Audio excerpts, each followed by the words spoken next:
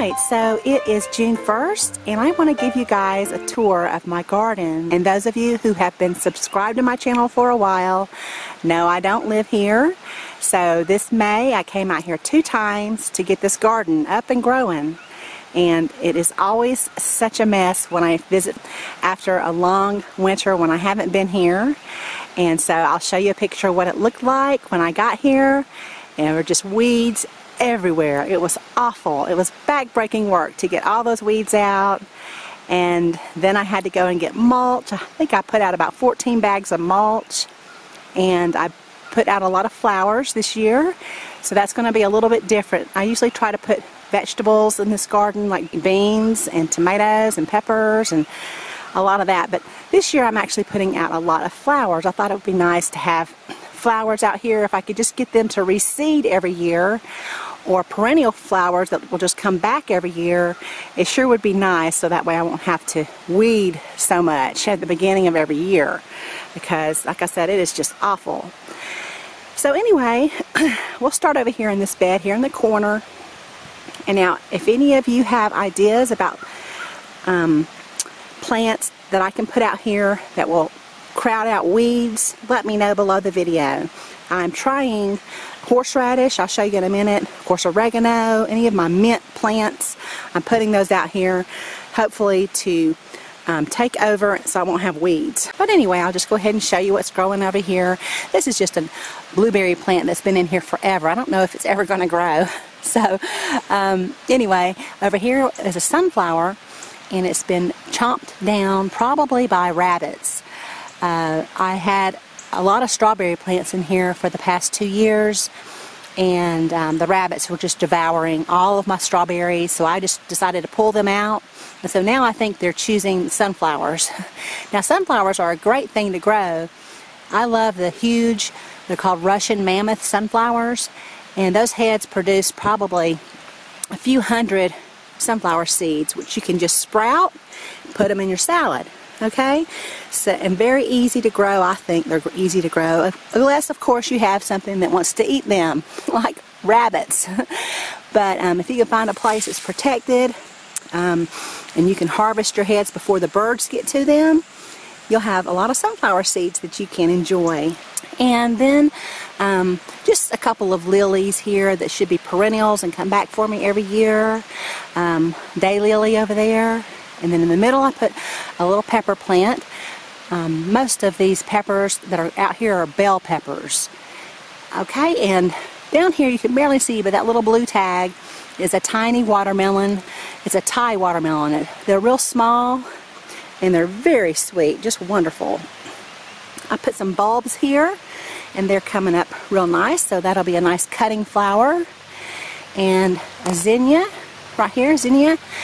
I've planted a lot of those in this garden, but I had to start them at home, so then moved them out here.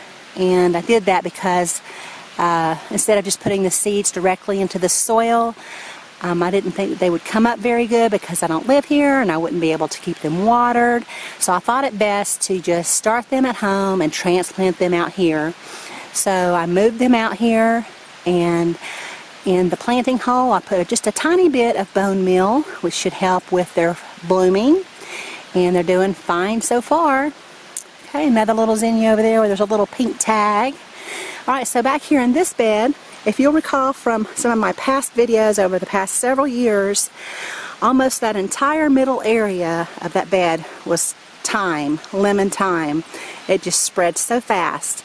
So what I did is I took out the center of the thyme plant because it was dying off in the center of the plant, and I kept the outside parts of it. So this is one part of it, and this is one part of it.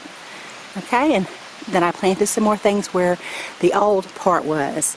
So I have 2 pretty much nice little contained thyme plants here, and I was able to put in some, this is called painted daisy, little daisy, and then some zinnias here. I think this one's called Candy Mix. And then this back here is a borage plant, and that reseeds very easily every year, and it's edible and it attracts a lot of bees.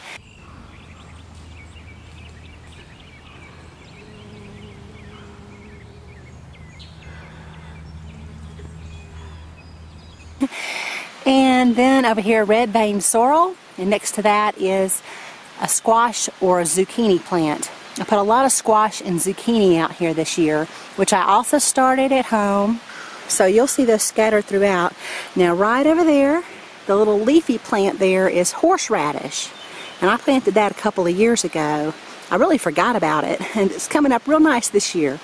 So that also, I understand, is invasive and will take over. So I'll be fine with that if it does. I love horseradish. Horseradish is like the great, it's just so wonderful. So I'm going to let that do its thing. And then this is my favorite oregano plant right here, just doing great. As you can see, there are no weeds, and it's just a beautiful oregano plant. So ideally, I want to have something like that where I have a lot of different herbs or edibles established, so that whenever I come out here, I don't have to just pull weeds all the time. I want to enjoy, sometimes I want to be able to enjoy the river back there. I'd like to just sit down there and look at the river. Sometimes I come out here and I don't ever get to even see it. I'll show y'all that in just a minute. I think I took a picture of it yesterday. Anyway, another red vein sorrel plant. Now that's a perennial. You can also grow French sorrel, and it comes back every year. This was in my front garden, in the front square foot garden.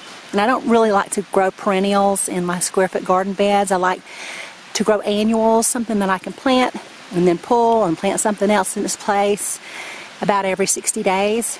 So I try to keep perennials out of my square foot garden.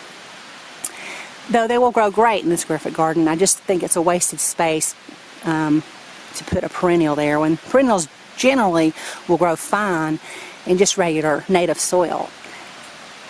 Garlic chives right there, and then behind there is another either squash or zucchini plant. And another pepper right here in the middle. Okay, so let me show you this other bed here. Okay, so right here is my middle bed where I have some tomato plants, and I was promising myself I was not going to plant tomatoes and beans and all of that out here this year and try to really focus on perennials and flowers that would reseed. However, as you can see, I have 4 tomato plants in here, and I really just didn't have anywhere else to put them. So I thought, you know, I'm just going to go ahead and put those out here, and I'll tell you how I prepared my planting hole for my tomatoes. And basically I just made some maize mix, which is my favorite soil mix, because this soil out here is very, very sandy, and it heats up. It's so dry, it won't hold water very well, though it's very well draining, and that's why my oregano does so well out here. But tomatoes, you know, they're going to need that moisture, so the maize mix helps hold in moisture, because I'm certainly not here to water them. So I made a little bit of maize mix with 1/3 compost, 1/3 peat moss, 1/3 coarse vermiculite, and then to that I also added a good pinch of bone meal, and I planted my tomatoes pretty deep, pulled off any lower leaves, because roots will grow from the stem of your tomato plant wherever there are not leaves, when it's in the ground. Okay, so you'll have roots grow out from that. And then I watered it real well. I made sure to water actually the hole before I planted my tomatoes as well, when I had my mix in there. And after I had everything covered up, I went ahead and watered it real well, and then put some mulch on top to try to keep that soil cool, because like I said, it's sandy and it gets so hot. And they have just done really well. So they all look great. I'm real impressed with how good they look. I think that bone meal just really helped them. My husband came out here last weekend also and put 2 cups of water at the base of each of my tomato plants. Sometimes it's easier just to take a 5-gallon bucket out here and just pour a cup or 2 of water at the base of the plant, so you water directly at the roots. And then I have a couple of sunflowers here. They have not been eaten yet. I'm sure that they will. So anyway, hopefully not, but my hopes are not very high for sunflowers in this garden this year. And I kept a couple of strawberry plants. I don't know why. I guess I just can't part with them. One of the reasons why actually is when my son was young and we did that little gardening series when he was about 5 or 6 years old. He picked out a strawberry plant at the home improvement store, and So we planted that at home in the garden over there, and then that strawberry plant just spread and took over, and then I moved it out here. So really, I guess it kind of is because he picked out the strawberry plant, and it's hard for me to part with them. So I keep at least one or two around because it has memories attached to it. So anyway, over here is another either squash or zucchini plant, I'm pretty sure. And then a red vein sorrel. I was able to get about 3 plants of the red vein sorrel from my first, from the square foot garden. And then I don't know what this is. It's something I planted last fall, and I didn't mark it.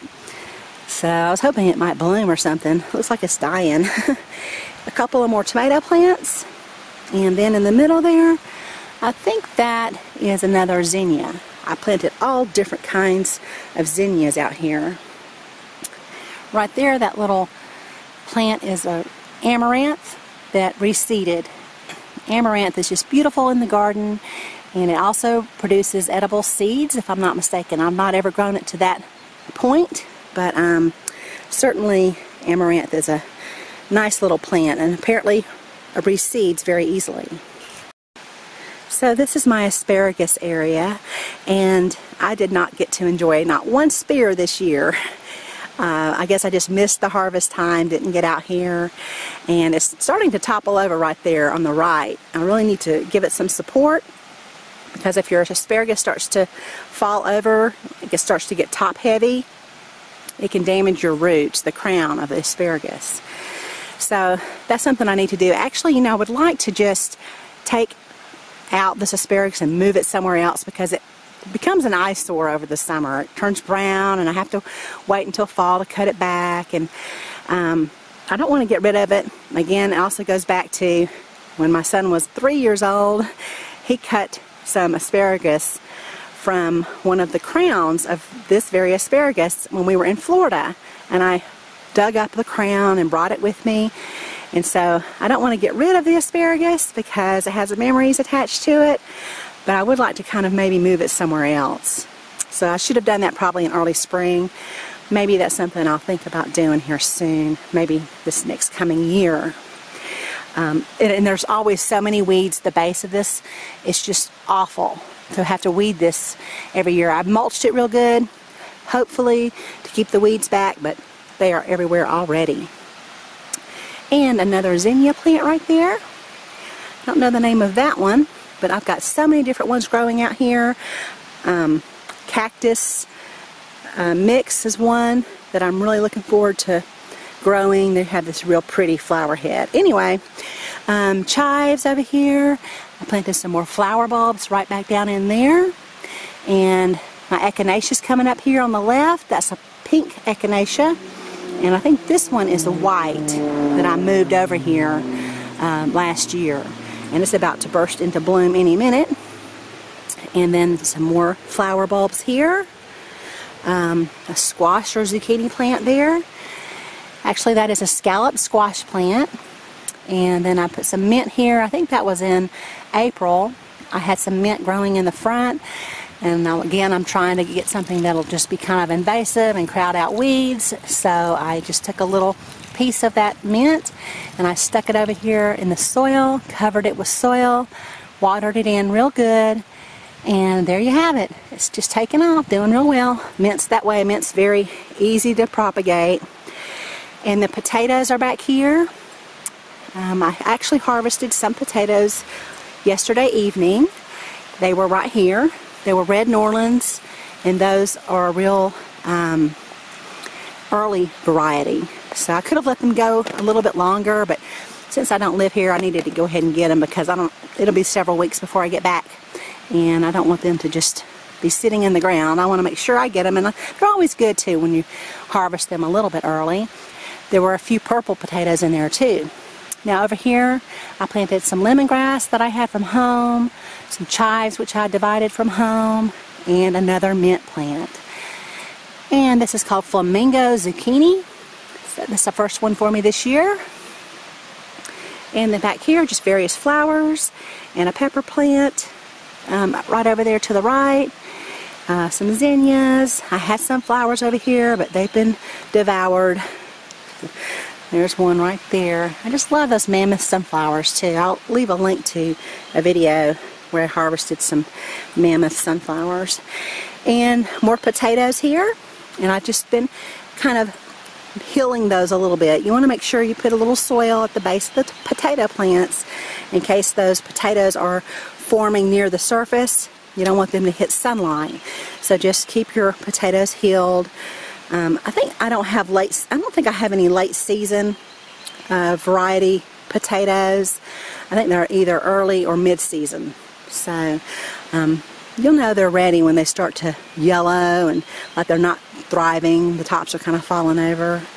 And then just some more amaranth here. So there you have it. Alright, so there is garden number 1. Finally have it planted for the season. Now when I come out here, I'll just hopefully be able to harvest a few things here and there. Maybe pick some flowers, make a little vase of flowers. And I'm sure I'll have to pull some weeds, but that comes with it. And now I'll show y'all the river real quick for those of you who haven't seen it before. So here is the river, and I just wanted to show you guys this in case you haven't seen it before. I rarely get to enjoy it because I'm always coming out here and working in the garden and doing video. So, but it's fun sometimes if we can get out here as a family. That little area right there by the big boulder is a little fishing hole and a swimming hole. It's about 5 or 6 feet deep, I guess. And there's some rainbow trout down in there. So it's really nice and relaxing to, even if I'm working in the garden, just to listen to the river flowing. So anyway, that's the river. That's what I talk about a lot. And y'all have a beautiful day. Thanks for watching.